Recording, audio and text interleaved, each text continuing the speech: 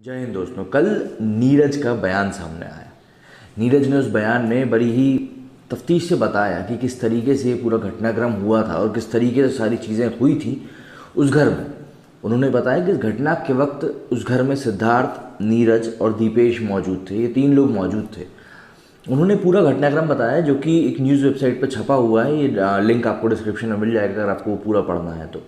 मैं आपको थोड़ा छोटे में बता देता हूँ। उन्होंने ये चीज़ साफ साफ बताई है कि 8 तारीख को उन्होंने पुराने घर से बात बतानी शुरू करी कि पुराने घर में किस तरीके से उनको वॉकी टॉकी पे कुछ चीज़ें सुनाई दे रही थी। इसके बाद उनको लगा कि यार घर में कुछ बुरा सा आया है। फिर कुछ समय के बाद ये चीज़ें बढ़ती गई और उन्होंने वो घर छोड़ दिया। फिर जब दूसरे घर में रहने आए तो फिर लॉकडाउन की शुरुआत में रिया मैडम भी उनके साथ रहने आ गई और फिर उन्होंने डेली रूटीन बताया कि वो लोग दिन में क्या क्या किया करते थे, कैसे क्या खाया करते थे, एक्सरसाइज किया करते थे। ये सारी चीज़ें उन्होंने बताई।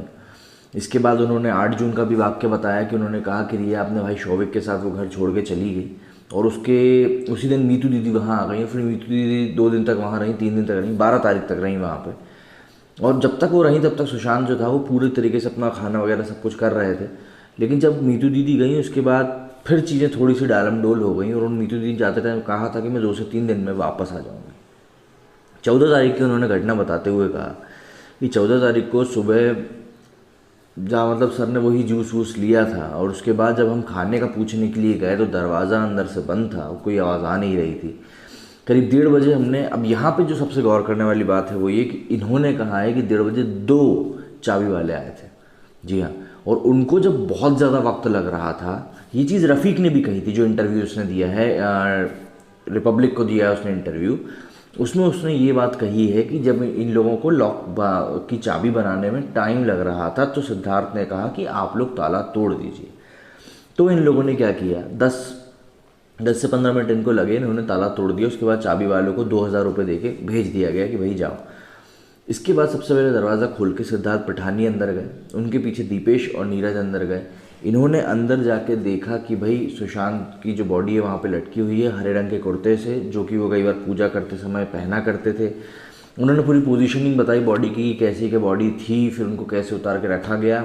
इतने में ही मीतू दीदी आ गई और फिर उन्होंने भी हमको बोला कि ऐसे ऐसे रखो। बहुत ज़्यादा डिस्टर्ब हो चुकी थी, काफ़ी रो रही थी। उन्होंने बोला कि बॉडी को ऐसे ऐसे रख लो और उसके बाद उन्होंने पुलिस को इन्फॉर्म किया, फिर पुलिस आई। ये सब चीज़ें उन्होंने एक बयान में बताई हैं। पूरा बयान मैंने डिस्क्रिप्शन में दे के रखा है। इसके अलावा कल सीबीआई की टीम करीब करीब 6 घंटे तक सुशांत के घर में रही।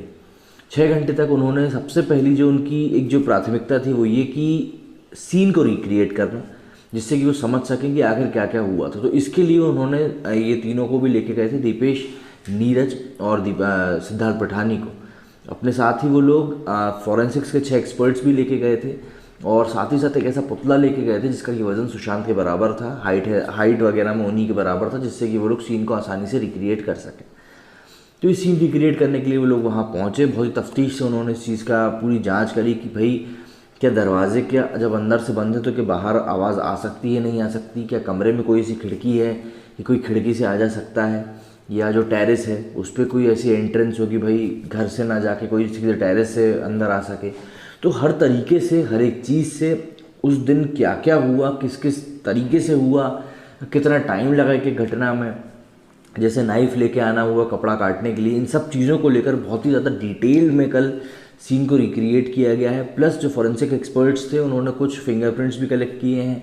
इसके अलावा उन्होंने जो बॉडी की पोजीशनिंग है उसको लेकर भी काफ़ी सारी तफ्तीश करी है, जांच करी है कि आखिर कोई सॉलिड जानकारी इस तरीके से मिल सके कि वो जो ये जो थ्योरीज चल रही हैं, प्लस जो डाउट सुशांत की फैमिली ने किया है उसको किसी भी तरीके से अगर प्रूव किया जा सकता है किसी भी एक चीज़ के भरोसे, तो उस चीज़ की तफ्तीश में लगे हुए हैं। हालांकि कल की जांच के बाद से काफ़ी सारे सवालों के जवाब उनको मिल जाएंगे और इस पूरी जो जांच प्रक्रिया है उसको आगे बढ़ाने में बहुत हद तक हेल्प मिलेगी।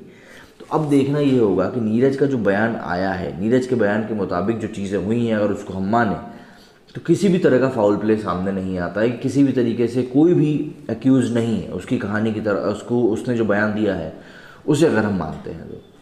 और प्लस सिद्धार्थ पठानी ने भी इस बात का जिक्र किया था कि किस तरीके से उन्होंने ताला तोड़ने वाले को बुलाया था।